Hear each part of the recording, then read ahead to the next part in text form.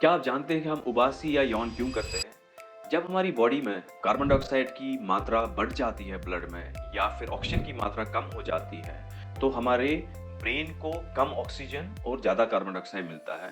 उसकी वजह से हमारे ब्रेन में जो रेस्पिरेटरी सेंटर होता है, वो स्टिमुलेट होता है और उसके कारण से वो एक कमांड देता है लंग्स को और लंग्स की मसल्स को कि एक लंबा सा डीप ब्रीथ कर दे। उसके कारण से हमारे जो लंग्स में जो एक्स्ट्रा कार्बन डाइऑक्साइड जमा होता है वो बाहर आ जाता है और जो बाहर का जो ऑक्सीजन है वो लंग्स के अंदर जाके ब्लड में पहुंच जाता है और दोनों कार्बन डाइऑक्साइड और ऑक्सीजन की लेवल्स को बराबर कर देता है। हमारे लंग्स में के पेरिफेरी में छोटी छोटी थैलिया सी होती है जिनको हम एल्वियोलाई बोलते हैं, जिनका मेन काम होता है कि वो गैस एक्सचेंज करते हैं बॉडी में। हमारे बाहर का जो ऑक्सीजन है उसको ब्लड में भेज देता है और ब्लड में जो कार्बन डाइऑक्साइड होता है वो पूरा बाहर एयर में डाल देता है। तो ये एल्वियोलाई को हम गैस एक्सचेंज एरियाज कहते हैं। जब हम किसी नॉर्मल काम में बैठे हैं जिसमें हम बिल्कुल आराम आराम से सांस लेते हैं या फिर हम किसी सफोकेटेड रूम में रहते हैं जहाँ पे वेंटिलेशन प्रॉपर नहीं होता है, तो ये जो थैलिया होती है, ये जो एल्वियोलाई होती है, ये आहिस्ता आहिस्ता कोलैप्स होना शुरू हो जाते हैं। और नॉर्मल ब्रेथ में ये सारे हमारी बॉडी में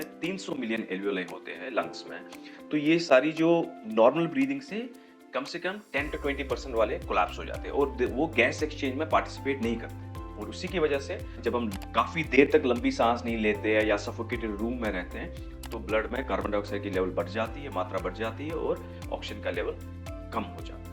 तो जब हम एक लंबी सांस लेते हैं उससे ये एल्वियोलाई वो खुल जाते हैं और ये जो बंद हुए एल्वियोलाई जो खुल जाते हैं वो भी अब गैस एक्सचेंज में पार्टिसिपेट करते हैं और उसके कारण से हमारा एडिशनल कार्बन डाइऑक्साइड ब्लड से बाहर निकल जाता है और एडिशनल ऑक्सीजन जो है वो एयर से होके हमारे लंग्स में आता है। इसका एक और फायदा होता है कि जब हम प्रॉपर सांस लेते हैं और ब्लड में अच्छा ऑक्सीजन आ जाता है तो उसके कारण से हमारा बॉडी का मेटाबॉलिज्म भी अच्छा होता है। तो जो ब्रेन हमारा एक ही जगह काम करने से या सफोकेटेड रूम्स में काम करने से थोड़ा सुस्त हो जाता है, उसमें वापस एक एनर्जी आती है and we always feel fresh with that. Carbon dioxide अगर बॉडी में ज्यादा होता है उसके कारण से उसके साइड इफेक्ट्स ये रहते हैं कि आपका बॉडी को कंफ्यूजन होता है, हार्ट का इफेक्ट होता है, हार्ट रेट बढ़ सकता है, डिजीनेस होती है, फैटीग होता है। और ऑक्सीजन अगर कम होता है तो सेम चीजें होती है, आपको ज्यादा थकावट लगती है, आपको फैटीग लगता है, आपको लगता है कि मैं सो जाऊं और आपका दिमाग प्रॉपर्ली काम नहीं करता है because oxygen is necessary for all the basic functions of body including the brain.